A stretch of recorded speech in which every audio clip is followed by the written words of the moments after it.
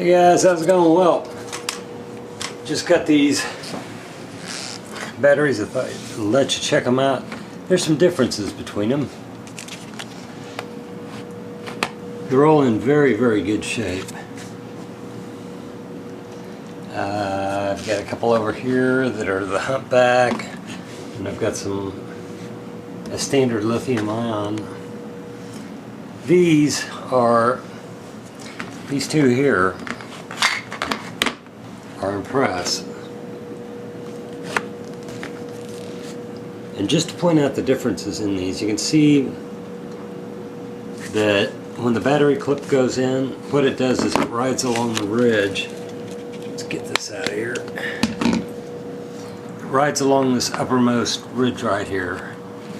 And what a battery clip does, it's got a little indentation here that slides up into the back of there. So what Motorola at one point came out with, these are all lithium ions. See, I have several.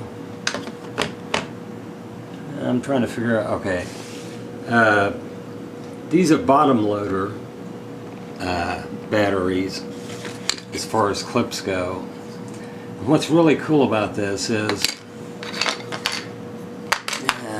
let's find a nice clip. What's really cool about this is you see there's on the inside back here, there is, if I can kind of line it up here, just see how thin these batteries are. There's an engagement point in the center. Maybe I can do this with a camera or with a tripod. I'm not going to have to do it anyway. At one point or another, I've got one 800 megahertz Model 3 left out of the main batch that I've had. If you guys want an 800 megahertz Model 3, you better get a hold of me. The radios that have been selling on eBay by other sellers haven't been flashed for 9600 baud, and the firmware's been low on them. So, and they've actually been kind of questionable too as to origin. Let's see here. Okay, there we go. Okay, let's pick a nice one. But these actually slide in through the bottom and they engage, and you've got that engagement point. That clip is going to be on there for a long time. You do have to apply pressure here. Push down, it slides into the groove, and just work it up. Then to get this thing off, you know, I was looking at it, I thought, how in the world do you get it off? And fortunately, up top, there's a recess point. If I can get it in camera frame here, yeah, recess point. You can see where you can reach on the inside. If I can do this, this is a brand new clip, so I think I'll need a moto tool to do it. By the way, use a moto tool whenever you can. Pick up a moto tool if you do any kind of work on radios. I can't do it with my finger. I'm just going to leave it on there. But then you've got this type. And these are not Impress, the ones that are bottom loaders. These are Impress. And they're all lithium ion. They'll all last a long time. But these are top loaders, and they have a different system on them. It kind of works off the same principle because they slide on the top and they engage. But you do have quite a bit more support on here. By the way, I am getting about, I don't know, 5 new carrier systems. They're ones that I haven't seen before, and I think they'll be pretty nice. I always try and carry different types of carry systems for this. Yeah, this is a, let's see here, oh my eyes, golly, my eyes just ain't working. 1247, 47th week of 2012, possibly. There you go. But these are very, very good batteries. What's really cool about them, one thing I noticed, I'm going to leave that one off. One thing I noticed on here, these batteries are so slim, you want to compare them to a normal Camelback battery with the humps.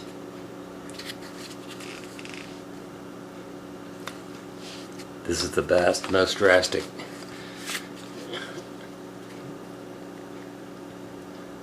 Angle probably. A lot of weight as compared to just very, very little. And when you slap these on,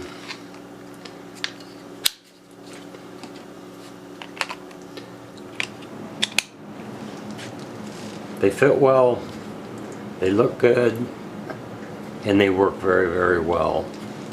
But you know, you even compare them to, and those batteries are very heavy, even the NiCads. When you hold one of these batteries as compared to even the Slimline NiCad, it's been a long, long, long day. I had over 60 emails. So you can see the difference just between the Slimline and the regular lithium-ion battery. This is a, let's see, what is this? NTN 6034A, I believe.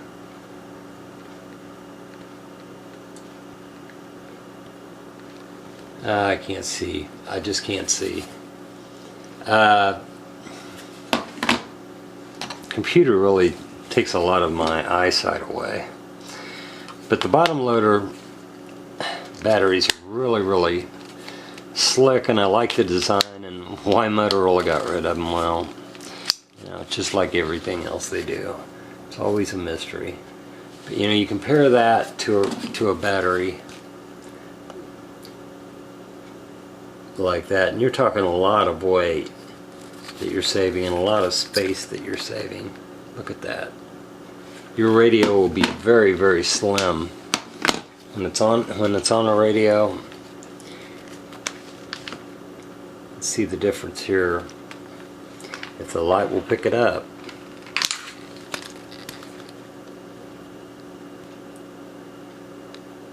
And that's a big difference, and that's a Slimline that you're looking at. So let's put a Camelback on it.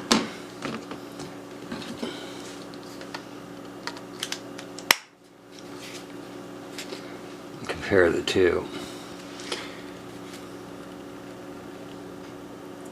See the difference?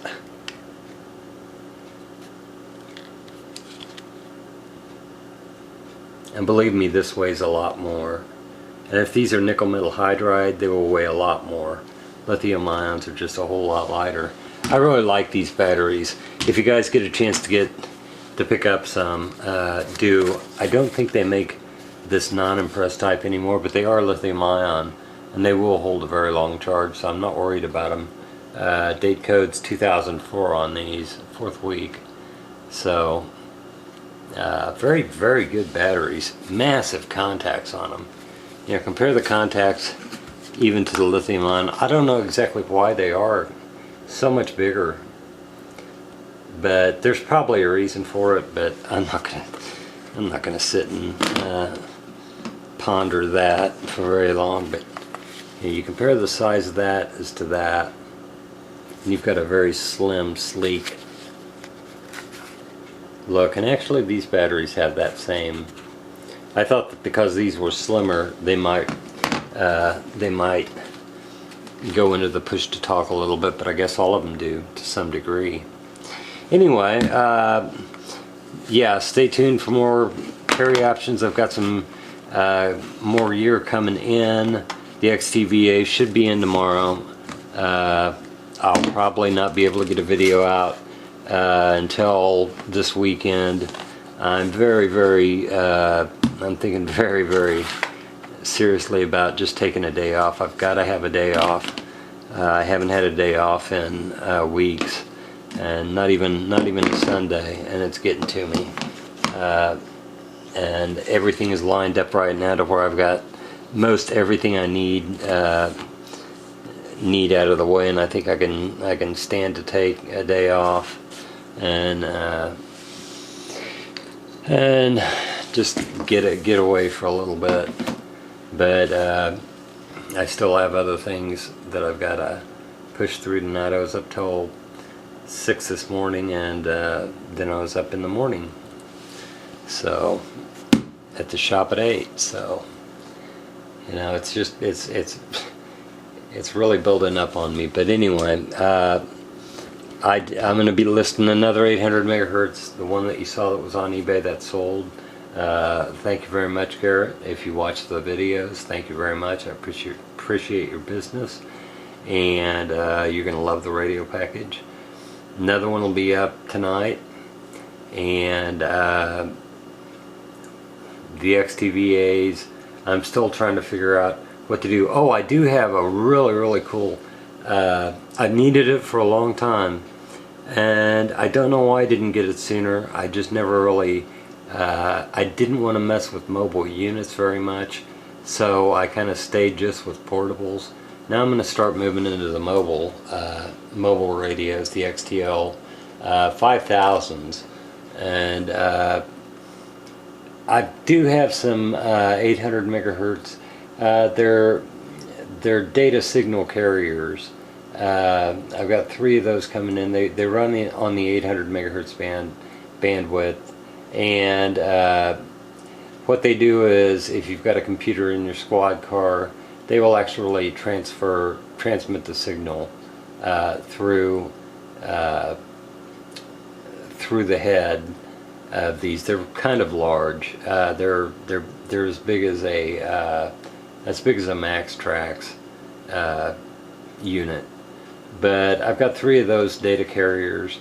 They all have indicator lights on them. They all light up, and I believe they were fine. Pulled from a working environment. So in that area, no problem there, I don't think. But I am going to get I've got a power converter from 120 to 12 volt, and it's not a bad thing to have. And I think I'm going to need it because I do want to go into mobiles. I've had a lot of people get a hold of me needing mobiles. I've shied away from it long enough, and I need to kind of move into the carrying those as well. And I'm just kind of deciding which mobiles I really want to start carrying.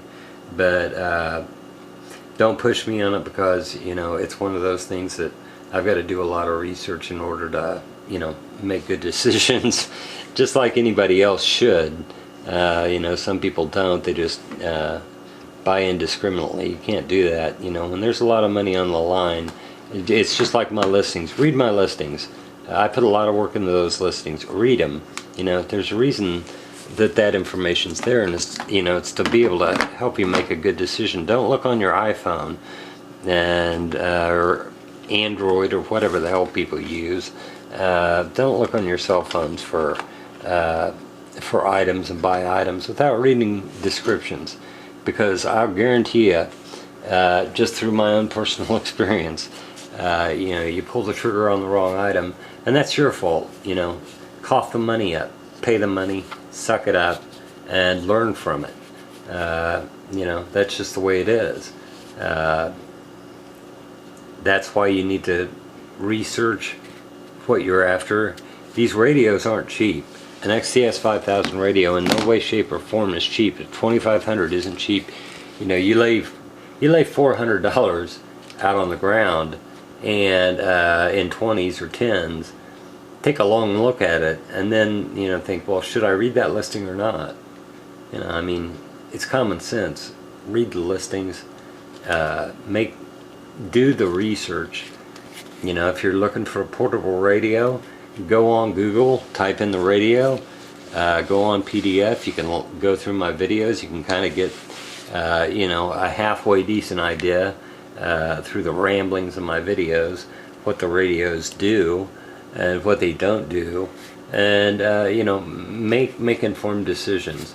Most people do. Most people do just fine, but there are occasionally times when people don't, and you need to know the flash codes. You need to know if the radio's analog or digital. You need to know about 9600 baud, 9300. You know, you need to know about all those things before you make a very big mistake, and really the mistake would lie with you, not the seller. And I've seen several people actually buy radios and find out, oh, wrong band split, you know, that it's not going to work in my area. 3000 will not scan without affiliating, things like that. Oh, it's digital, you know, 3000 won't do FPP. I didn't know that. Do the research. You know, these radios are expensive and the communications equipment is expensive. Do the research. It's very important that you do that. You know, if you buy a car, you research that, and you know, you go through the Carfaxes and you really look at that stuff hard. That's what you got to do. Take it easy, guys. These batteries are killer. I really like them. I still have, you know, these, and these are very good. I don't know, I've got probably 20 of those, and I've got, I don't know, dozen, little over a dozen of these. Very good batteries. I really like them. And lithium ions, looking at the contacts, there are a few that have a little bit of wear, but actually some of them had some light scoring. Just, they didn't have any scoring at all until I put them on a couple gang chargers. By the way, I do have a couple gang chargers, 3.90 firmware.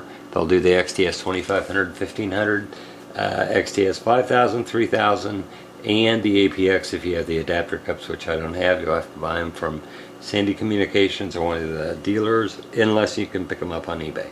Take it easy, guys. These batteries are very nice. If you have a chance to pick up some of these Slimlines, they're very, very good. I knew they were good, but I really like the looks of them, and I really like the contour of them.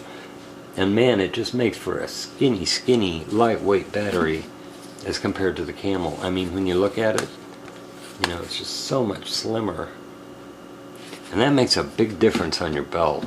The carrier system should be really nice. They take the button, you know, you slide the button up, and then you've got your carrier. It's pretty much like the Rotocom, except it's metal and it's leather, and I believe it's Motorola.